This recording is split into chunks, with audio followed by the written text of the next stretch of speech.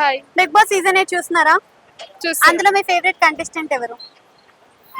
నిఖిల్. ఎందుకు నిఖిల్? ఓకే, సీరియల్లో బాగా తెలుసు, అందుకే తెలిసిన ముఖం కదా అందుకే. అంటే గేమ్స్ లో మీకు అంత ఏమైనా నచ్చుతున్నారా? గేమ్స్ లో అంటే మొన్నటి వరకు 2 weeks బ్యాక్ సీత బాగా ఆడింది. అంత తర్వాత అంటే సోనియా వల్ల నిఖిల్ మొత్తం నెగిటివ్ అయిపోయిండు. అంత గేమ్ అంత అనిపించలేదు. ఇంకా విష్ణుప్రియ వాయిస్ ఒక్కడే వినిపిస్తుంది, గేమ్ ఏం అనిపించదు. ఇంకెవరున్నారు? ప్రేరణ నచ్చుతుంది, షీఈ్ గుడ్. ఎందుకు ప్రేరణ నచ్చుతుంది? పాయింట్ కరెక్ట్ గా చెప్పుకుంటది.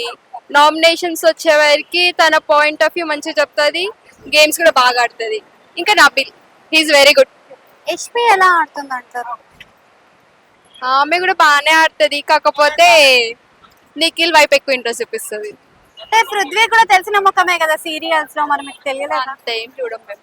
పృథ్వీ సీరియల్ నేను అంత చూడలేదు. చూడరా? నిఖిల్ జస్ట్ నార్మల్ గా షోస్ 2-3 సీరియల్స్ లో వచ్చాడు కదా, అందుకని అంతే తెలుసు. నార్మల్ గా చూసామని కాదు. అంటే పృథ్వీని విష్ణుప్రియ మన ఇన్ఫ్లుయెన్స్ చేయడానికి ట్రై చేస్తున్నారు అనిపిస్తుందా మీకు ఎక్కడైనా? అలా ఏమనిపించదు. ఆయన ఓకే ఓకే అన్నాడు. ఆమె ఉంది కానీ ఆయన ఏం ఇంట్రెస్టెడ్ లేడు ఆమె మీద. అది క్లియర్ గా సో తెలుస్తుంది. వైల్డ్ కార్డ్ ఎంట్రీస్ వచ్చాయి కదా, ఎక్స్పెక్ట్ చేశారా అవి వైల్డ్ కార్డ్ ఎంట్రీస్ అసలు?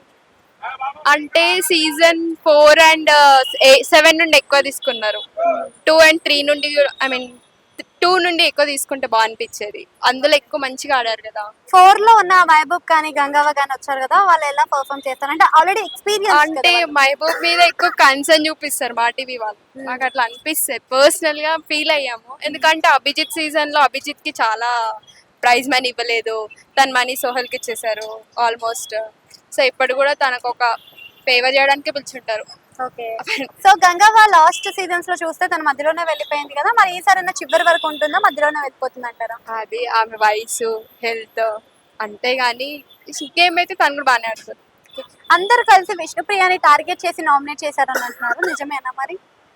అలా ఏమి ఉండదు. తను అంటే వాళ్ళు చూస్తారు కదా, చూసేదాన్ని బట్టి ఎవరి ఒపీనియన్ వాళ్ళది, అది మనం అంతే గౌరవించాలి. టేస్టీ తేజ గేమ్ ప్లే ఎలా అనిపిస్తుంది మీకు అసలు?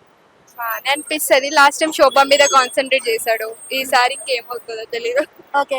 సో ఈసారి నామినేషన్స్ చూసే ఉంటారు కదా, నామినేషన్ పాయింట్స్ ఎలా అనిపిస్తున్నాయి మీకు?